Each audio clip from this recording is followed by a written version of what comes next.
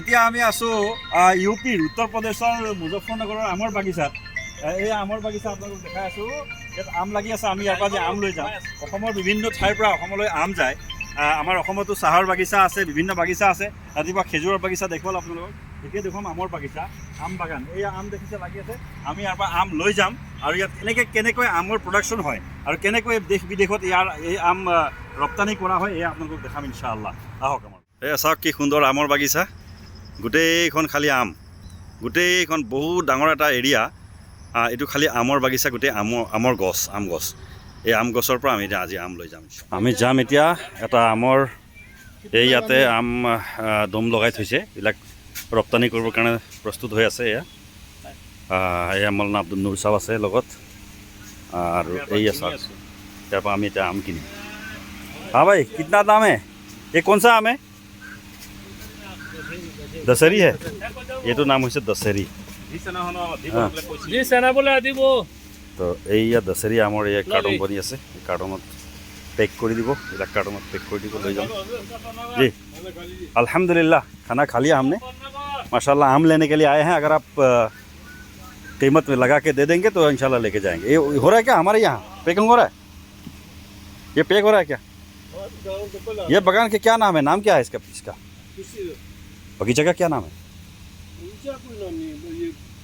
लगता है बेगरेजपुर में, लगता है गाँव में। अच्छा, बैरेकपुर। कोई तो कोई ओनर होगा ना इसका। हजरत सही रेट लगा लो, 20 किलो दे दो। जी जी, सही रेट लगा लो, 20 किलो दे दो हम दोनों के लिए। आपको 4 रुपये कम दे, मैं तुमसे ऐसी बात नहीं। আমাৰ লগত অহা গাইডজন, ড্ৰাইভাৰজন, তেওঁ এই কথাখিনি পাতি আছে, কাৰণ তেওঁ লোকেল মানুহ, ইয়াৰ বিষয়ে জানে। এয়া আমাৰ কাৰণে আমটো পেক কৰা হৈ আছে। আমি অসমত আমাৰ আমৰ দামবিলাক কিমান হয়? কিমান হয় আমাৰ? 120, 180 এনেকুৱা হয়। ভাল আমটো তাতকৈ অলপ বেছি পাওঁ, 140 টকাকৈ, 160 টকা, 80 টকাকৈ।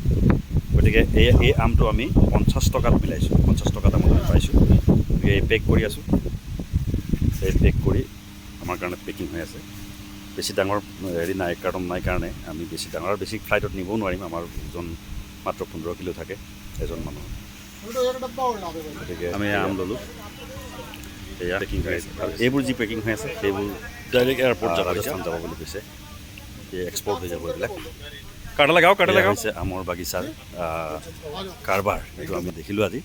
আমি আমবিলাক যে আমি কিনিবলৈ পাওঁ বজাৰত, এই আমবিলাক এনেধৰণেই ইয়াৰ পৰা বাহিৰত যায়। যেনেকৈ আমাৰ তেজপুৰৰ পৰা লেচু যায়, ঠিক তেনেকৈ এই ইউ পি বা ইয়াৰ যিবিলাক আমৰ বাগিচা আছে, বিহাৰ, ইউ পি আদিৰ জেগাৰ পৰা আমবিলাক বাহিৰলৈ যায়।